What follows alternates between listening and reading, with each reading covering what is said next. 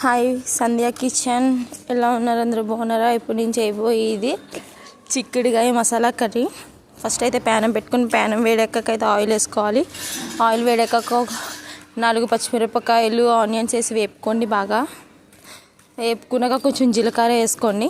కొంచెం జీలకర్ర వేసుకున్నాక వేపండి.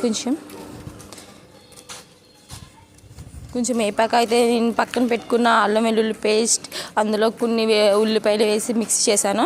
అవి బాగా వేపండి. మసాలా పచ్చివాసన పోయేదాకా వేపుకోండి. చూడండి, కలర్ మారేదాకా వేపుకోండి. వేపుకున్నాక ఉడకపెట్టుకున్న చిక్కుడుకాయలు అయితే తీసుకొని ప్యానంలో వేయండి.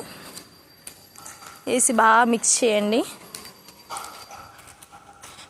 మనం చిక్కుడుకాయలు ఉడకబెట్టుకున్నా కొంచెం వాసన వస్తుంది, పచ్చి వాసన. అందుకే కొంచెం ఆయిల్లో కూడా వేపుకుంటే మసాలా వేసుకొని వేపుకోవాలి బాగా.